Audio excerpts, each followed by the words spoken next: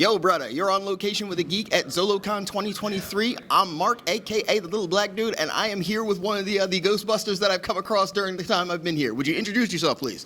Hi, my name is Jeff Batt, Batty for short, that's my nickname.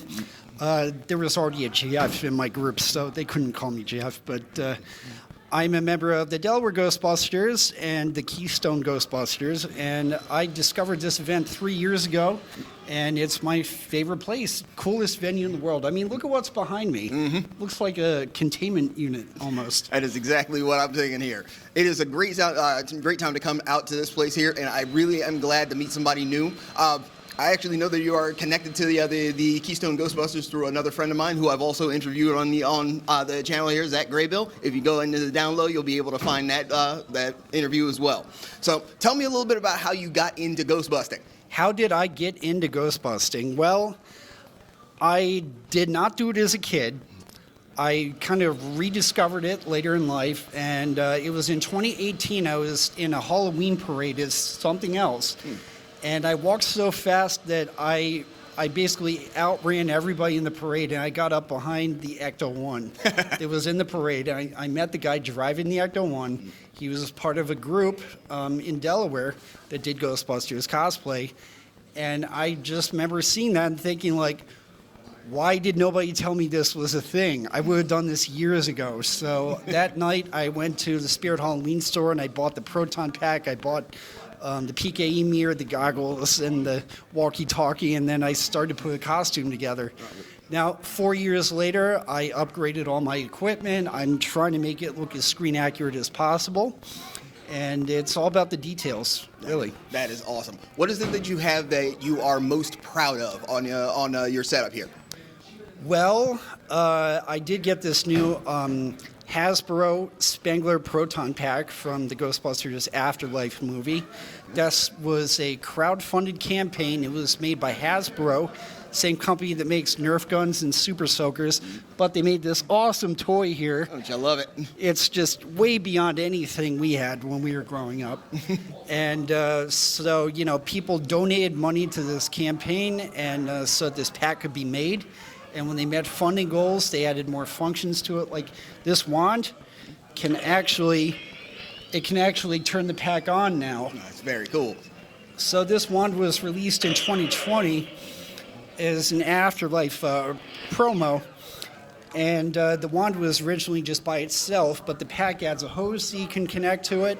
And the controls on the wand now interface with the pack. You can switch the whole pack on and off with it. That is very awesome. Oh man, you got to tell me a little bit more about the trap that you have there. Well, this trap is a Spirit Halloween trap. It was the toy just like you get at Spirit Halloween store. I just weathered it and aged it a little bit, and I added a metal control panel with radio knobs. And this one I actually showed to Dan Aykroyd when I met him in Lancaster. He was doing one of his whiskey bottle signings. Oh, cool. Or his vodka bottle signings, sorry. And so he autographed my trap, and he was really impressed by that.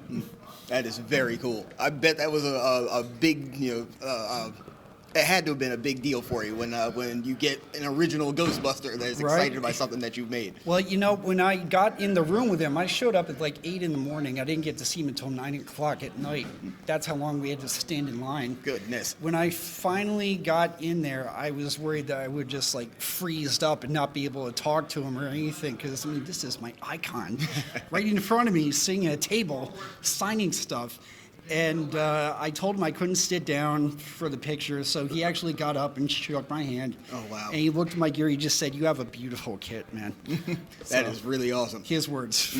So when you are working with other Ghostbusters, do you guys go to events, or do you show up for anything, or do you just do parades?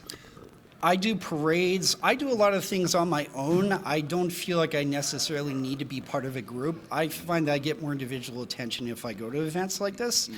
It's a great way to just promote Ghostbusters and get in front of the parents and the kids, and just, it brings back a part of our childhood. Yes. And Ghostbusters, it really belongs to our generation, because I was born in '84, the year the first movie came out. Very nice. And so I was the right age to enjoy the second movie, the toys, the cartoon, all that. And then as I got older, it kind of faded into the past.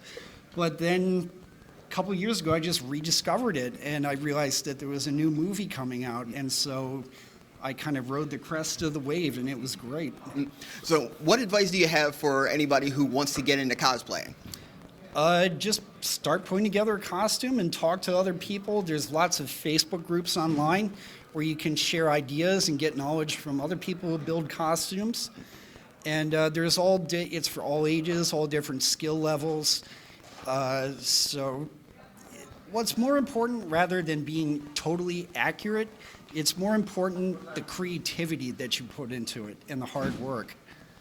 So, I'm much more impressed by someone who builds their pack entirely from scratch, who puts their whole costume together, than someone who just went out and bought it. That's amazing. So, I cannot stress enough how much I enjoy the fact that you are putting yourself out there for something that you really enjoy, first off. And second, the amount of work that you put into your costume, I am impressed and amazed. And I'm glad that you were able to spend some time with me here.